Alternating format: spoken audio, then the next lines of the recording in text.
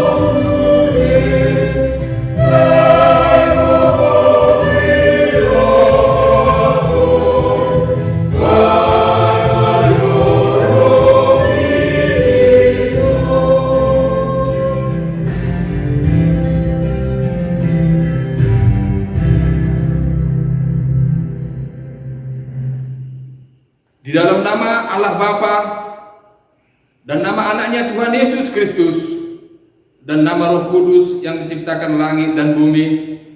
Amin. Dunia akan lenyap dengan keinginannya, tetapi orang-orang yang melakukan kehendak Allah tetap hidup selama-lamanya. Haleluya.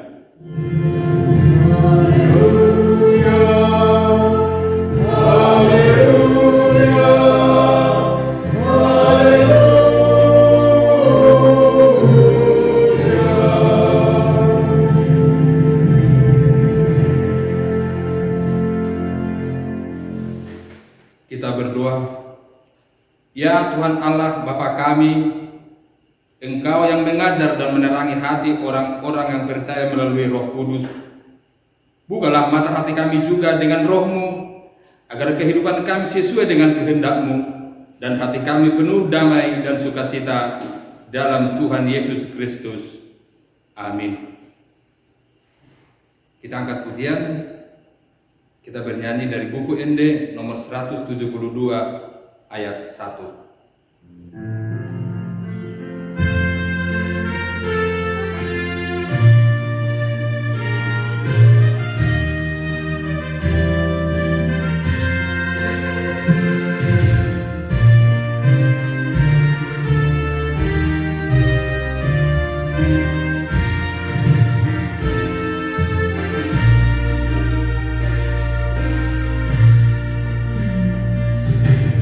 Oh,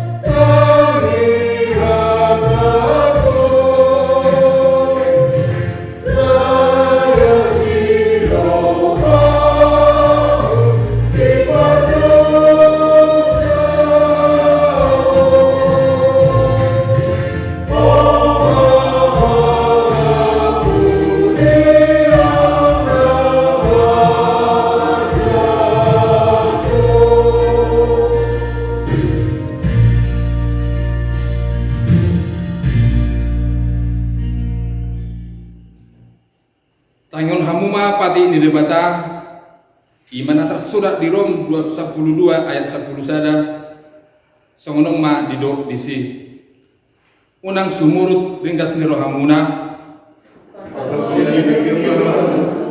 ului hamuma Tuhani atong rak mangidugugu mahita sian debata lahumangulahun nahubah tupati nai alei Tuhan debata saya bergugui mahami mangulahun nahubah tupati ini. Amin. Kita angkat nyanyian, kita puji Tuhan, kita bernyanyi dari buku ND nomor 309 ayat 3.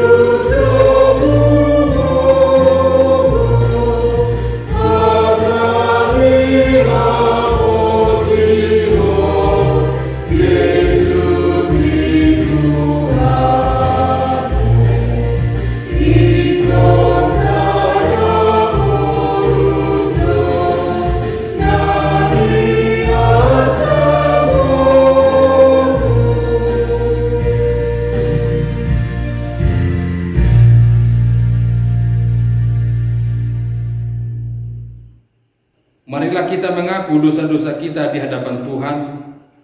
Kita berdoa. Ya Allah, Bapa kami yang di surga, Engkau mengampuni dosa kami orang yang hina dan tercela ini. Di dalam anak kesayangan-Mu, kasihanilah kami orang yang berduka cita yang berdosa ini. Ya Tuhan, kasihanilah kami, jangan tinggalkan kami. Nyatakanlah di dalam hati dan jiwa kami ini akan keampunan segala dosa dan kesalahan kami itu. Karuniakanlah Roh Kudus bagi kami untuk memberi kekuatan, keteguhan, dan ketetapan hati, supaya iman kami tidak tergoyahkan. Ya Tuhan, kasihanilah kami, jangan tinggalkan kami. Bimbing dan ajarlah kami ya Tuhan, agar kami benar-benar dan sungguh-sungguh menyerahkan diri, hati dan jiwa kami kepadamu saja, sebagai korban yang hidup dan kudus, oleh sebab anak-Mu Yesus Kristus Tuhan kami. Amin.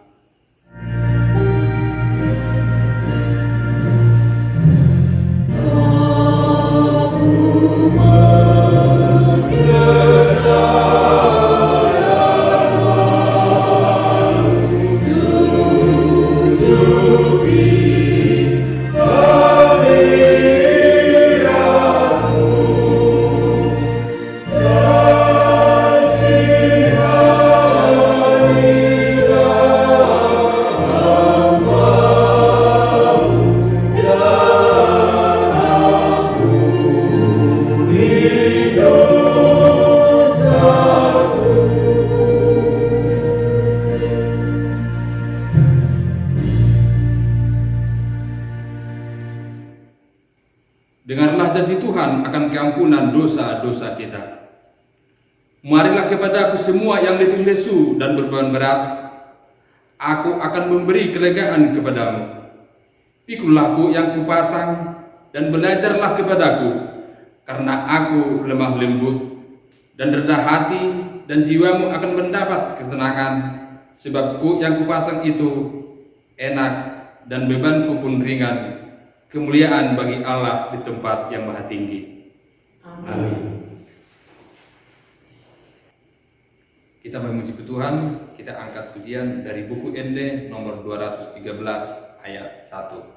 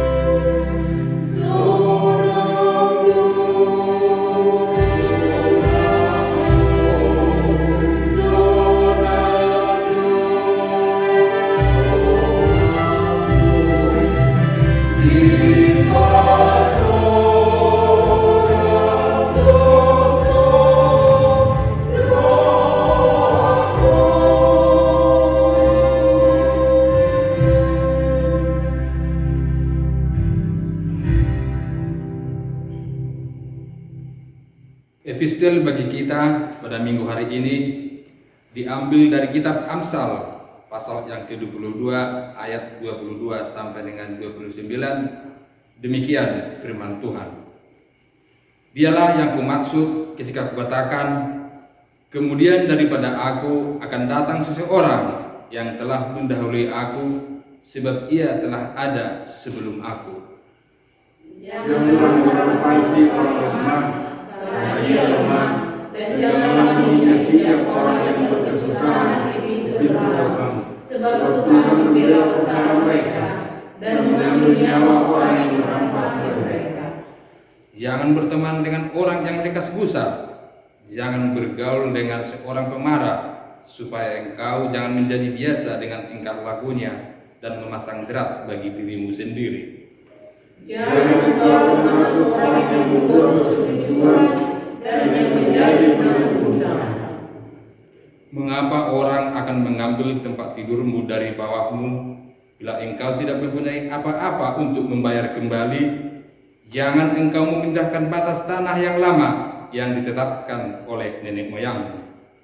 Pernahkah engkau melihat orang yang cakap dalam pekerjaannya? Di hadapan raja ia akan berdiri, bukan di hadapan orang-orang yang hina. Demikianlah firman Tuhan. Berbahagialah orang yang mendengar firman Allah serta memeliharanya. Amin. Kita angkat pujian. Kita bernyanyi dari buku Ende nomor 215 ayat 3 dan 4.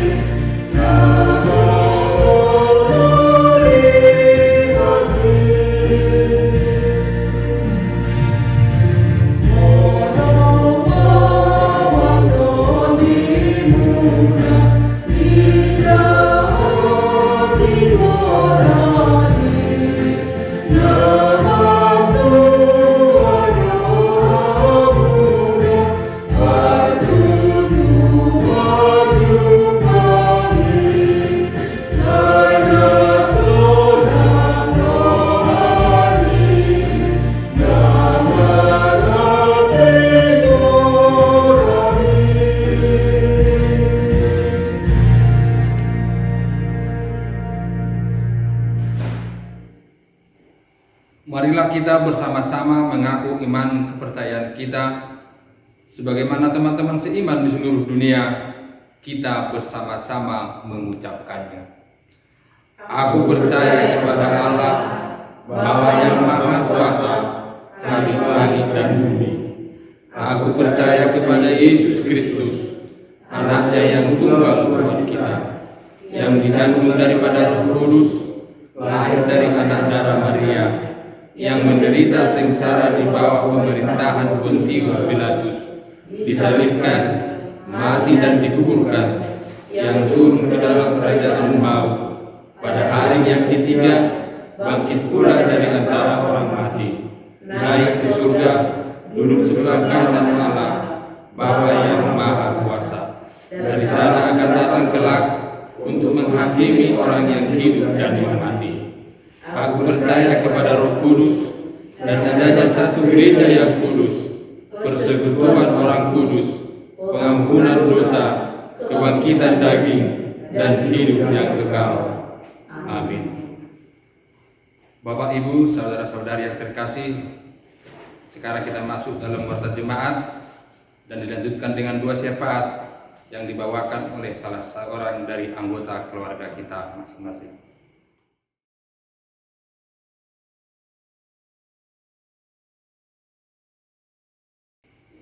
Kita memuji Tuhan, Kita bernyanyi dari buku Ende nomor 640 ayat 1.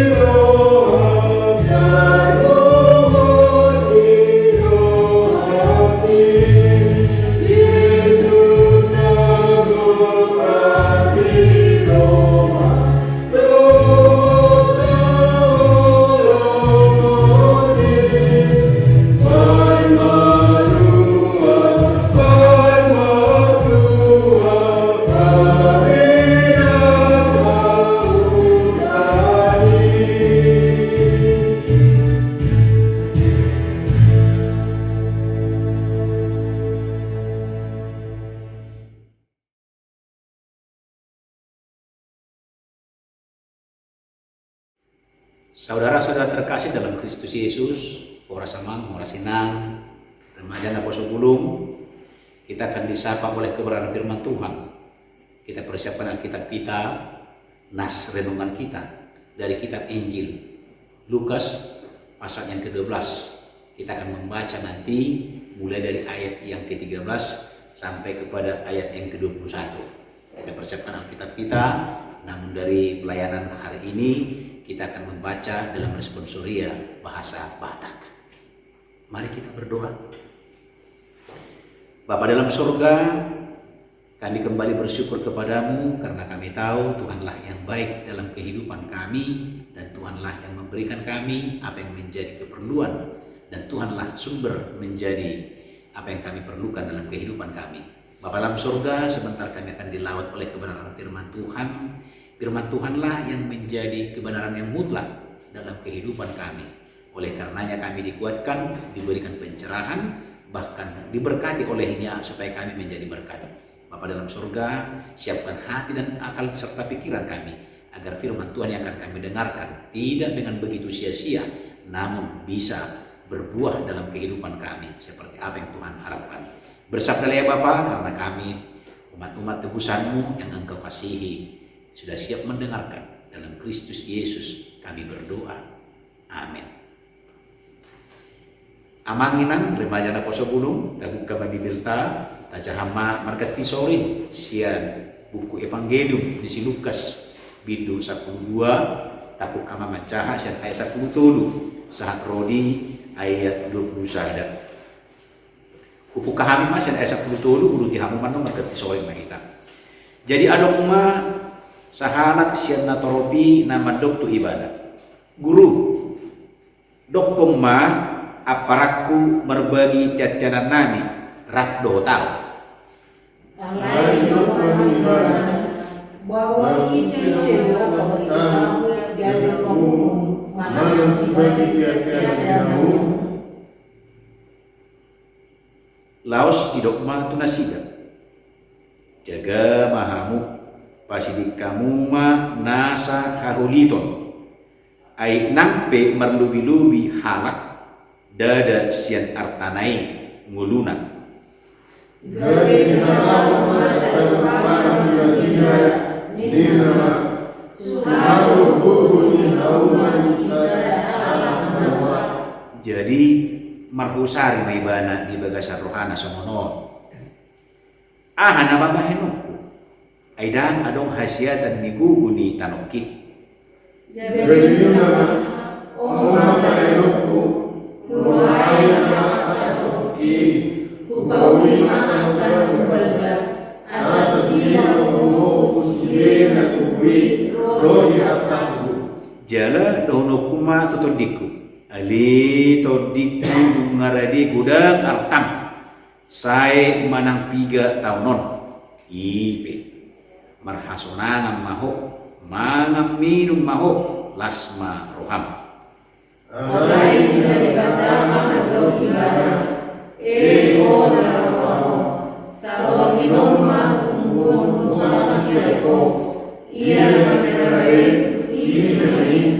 Rahmahita Somonima masa disampaikan dapat kumun harta di dirina anggo somo di debatan. Itulah firman Tuhan.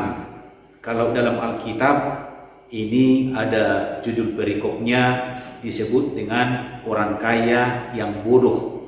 Jadi dari ayat yang ke-13 yang kita baca tadi firman Tuhan sampai kepada ayat yang ke-21 itu tadi, itu satu judul perikop dengan judul orang kaya yang bodoh. Menjadi pertanyaan bagi kita sekarang, apakah mungkin orang bodoh itu bisa kaya? Atau mungkin kita putar dan balikkan, mengapa dikatakan orang kaya yang bodoh? Itu menjadi pertanyaan. Namun sebelumnya perlu kita lihat dulu dalam ayat yang pertama itu, kalau dalam bahasa Batak marromoman.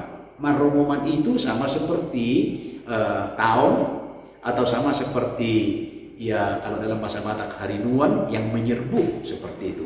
Marromoman natoropi meribu-ribu. Pola marsidegen nasida gabi hidup tiba nama perjolo tusisiana.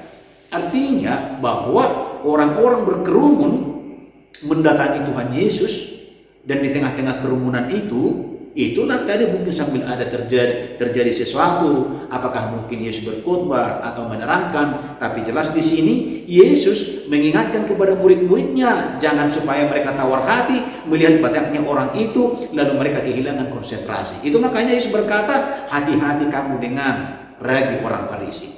Artinya ragi itu apa? Pengaruh yang bisa membuat mereka nanti terkecoh. Ternyata apa yang terjadi di tengah-tengah daripada ribuan yang datang itu, kalau di ayat 20 ayat 1 itu, sementara itu beribu-ribu orang banyak telah berkerumun. Nah, satu orang dari antara ribu-ribuan orang itu memberanikan diri bertanya dan berkata kepada Yesus. Perkataannya apa? Ayat yang ke-13, seorang dari orang banyak itu berkata kepada Yesus, Guru, katakanlah kepada saudaraku supaya ia berbagi warisan dengan aku. Memangnya siapa Yesus? Apakah memang karena dia memandang Yesus sebagai sosok atau tokoh yang memang dikagumi dan juga berwibawa dan dianggap sudah dikerumuni oleh orang, maka apa yang dikatakan oleh Yesus itu berlaku mutlak nanti antara dia dengan saudaranya? Karena ia memiliki sebuah kerinduan untuk berbagi harta. Itu makanya Yesus menyapa dia dan menegur dia. Apa dikatakan oleh Yesus kepadanya? Saudara, siapakah yang telah mengangkat aku menjadi hakim atau pengantara atas kamu? Artinya bahwa Yesus datang bukan untuk membagi harta.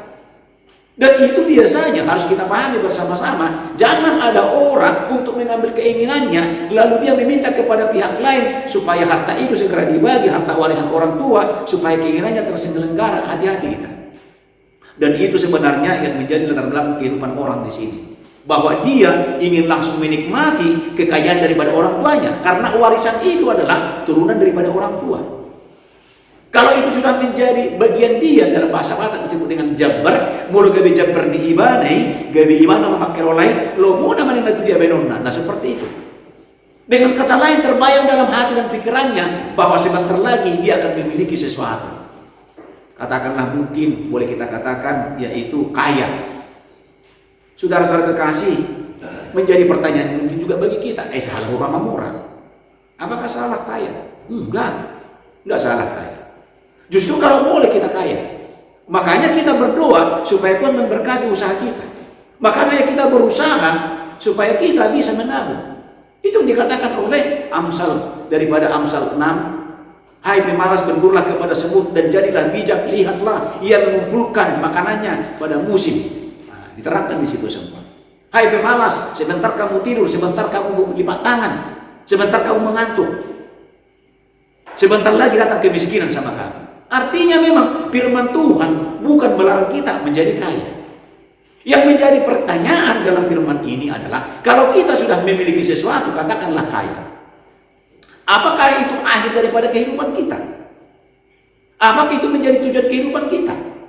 Yang mau disampaikan di sini, menjadi orang kaya ini, itu tujuan hidup dia. Makanya diperumpamakan tadi di situ, ada seorang yang kaya raya, mungkin punya hasil tanaman, mungkin punya hasil kebun, yang menurut kalkulasi dia bahwa panen musim ini akan mungkin tidak tertampung dengan tempat yang sudah ada. Lalu ia mengatakan dan membayangkan, akan saya pugar itu tempat, akan saya buka itu tempat, akan saya kembangkan itu tempat supaya muat, saya akan bongkar itu supaya muat. Dan dia lagi melanjutkan bayang-bayangnya.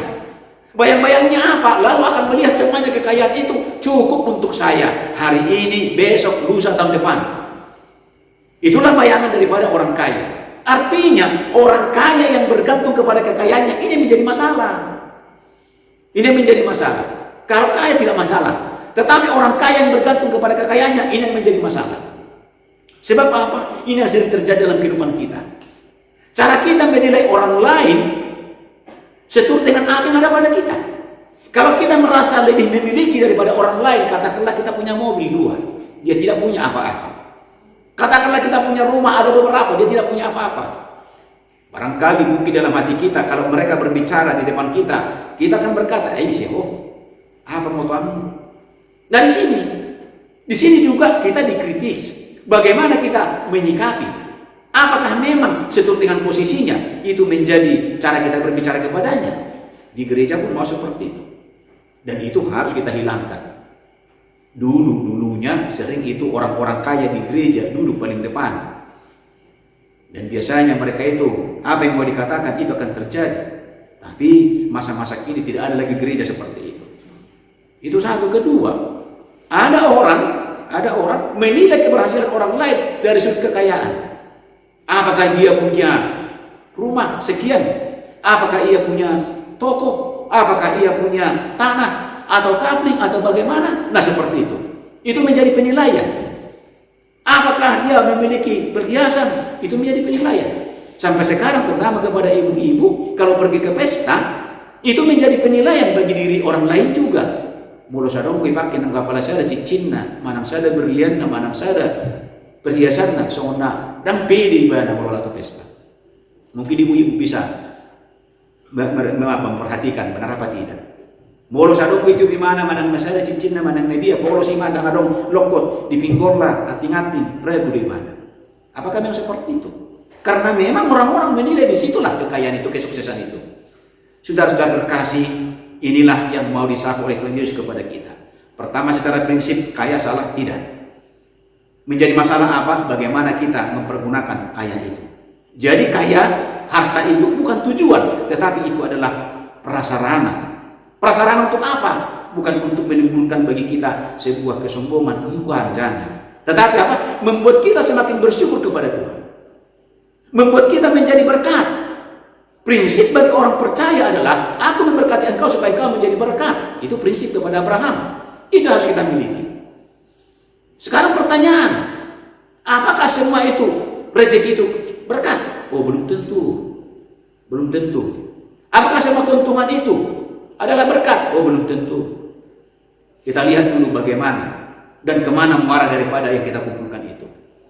Ada orang bersyukur dan mengatakan itu rezekinya. Pada saat dia pergi belanja dengan uang harga 20.000, lalu dia belanja sekitar 8.000. Lalu kemudian pemilik kios mengembalikan kepadanya uang sebanyak 42.000. Tadi harga 20.000, dikembalikan 40.000 karena pemilik kios mungkin dia membeli gula entah apa, mungkin menghitung salah melihat, dikiranya itu harga 50.000. Lalu apa dikatakan oleh si pembeli ini? Rezekiku do obah. Apakah seperti itu? Bukan. Lalu kita tanya, apakah itu berkat? Apa itu berkat sesungguhnya? Berkat adalah sesuatu yang kita terima dalam kehidupan kita, itu berdampak guna bagi kehidupan kita dan juga bagi orang lain. Sebab ada orang merasa itu berkat tetapi justru menjadi masalah besar dalam kehidupannya. Seorang bapak yang baru membeli mobil, dia belum pasti membawa mobil ini lalu tinggalkan di rumah. Nanti saya akan belajar lebih pasti lagi baru saya bawa, pikirnya seperti itu. Dia keluarga muda, mobilnya mobil mahal, lalu dia punya anak sekitar usia 4 tahun.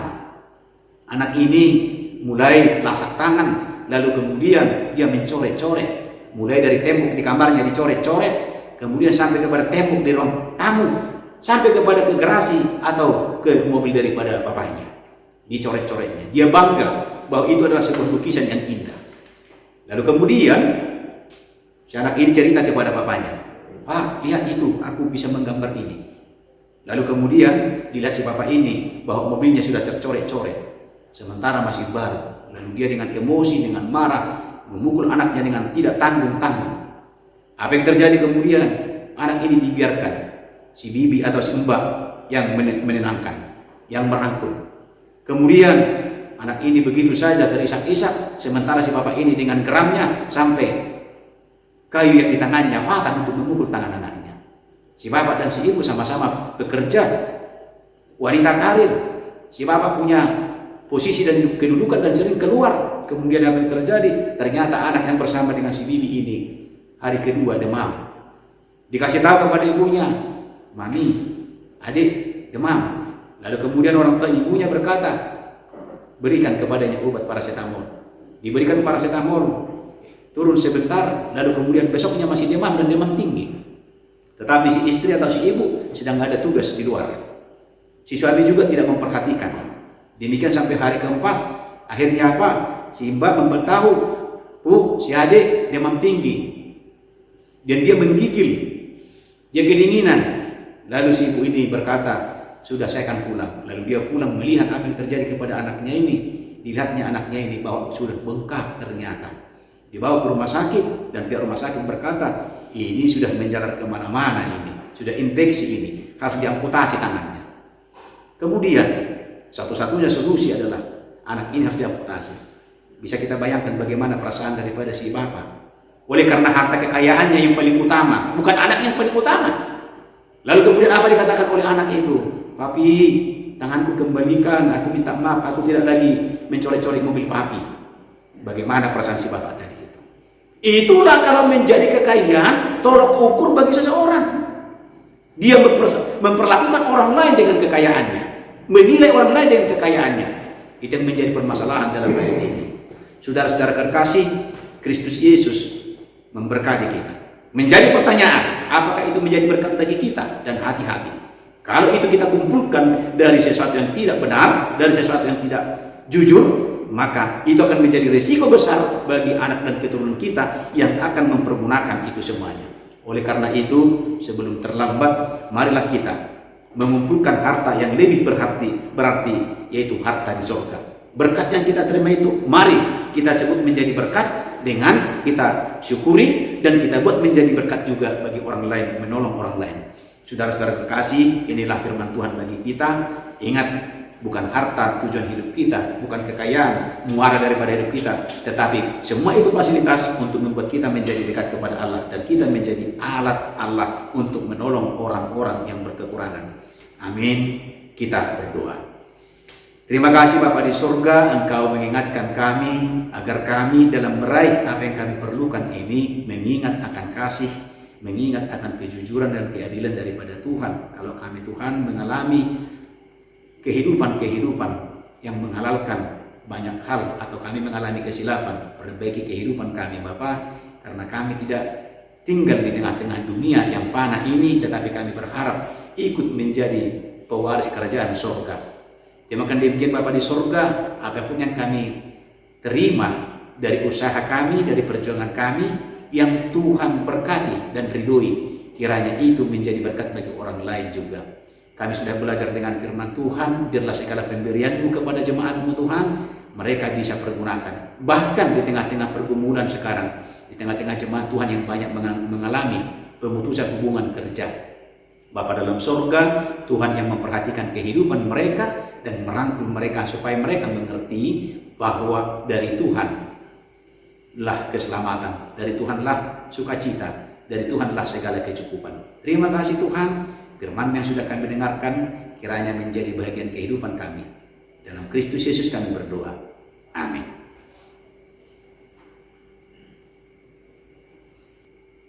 Kita telah mendengarkan kebenaran firman Tuhan, kita diingatkan dengan berkat-berkat Tuhan. Yang paling mahal adalah kesehatan yang tidak ternilai dan terukur harganya.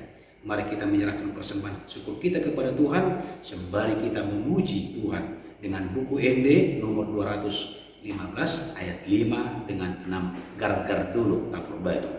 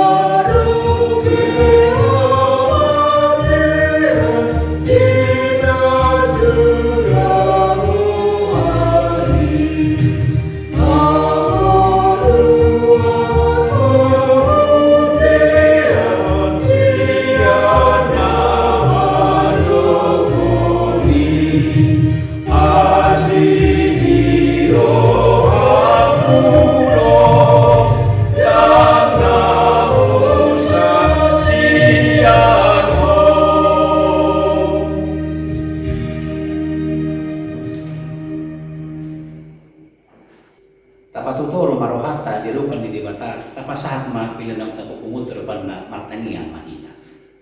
Ali amanami na di banwagitjang. Horo haroran ni salukut.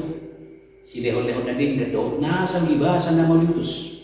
Kupasat ani masih na nilihom itu hani pilan nami ko. Say jalo may galiwag na hujus di julong. Paso-paso may jalaramoti. Asa ko parkasyat kami pilanon. Pati bulog karajang mo. Dito nga tungan di Uriang do di Portibion. Buhay ma rohanami asal ang tadahami gudang di sini leomi Tuhami asal memikir kami mandok mau lihat itu marhidi Yesus Kristus Tuhan nami. Amin.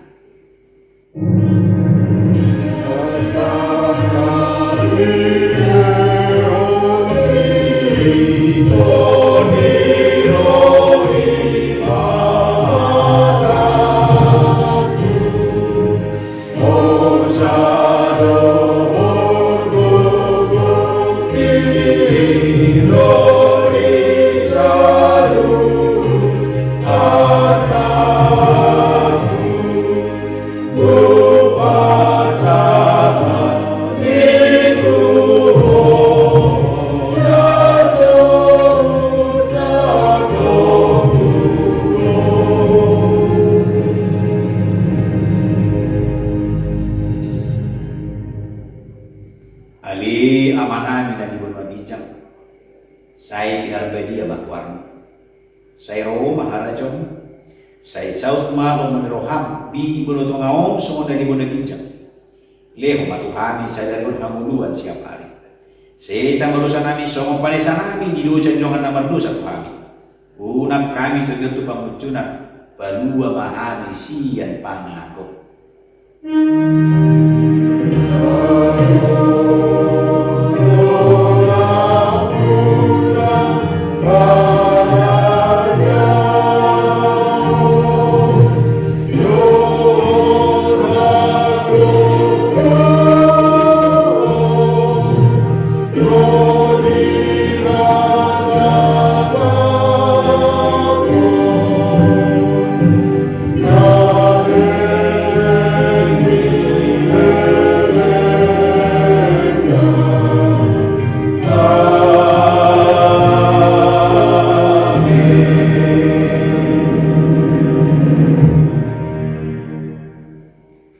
Biarlah setiap rumah yang mengadakan ibadah, setiap keluarga dan jiwa yang mengikuti ibadah ini, baik di pekerjaan dan dimanapun berada, kiranya sambutlah berkat dari Tuhan kita.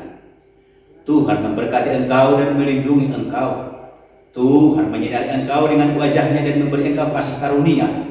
Tuhan menghadapkan wajahnya kepadamu dan memberi engkau damai sejahtera.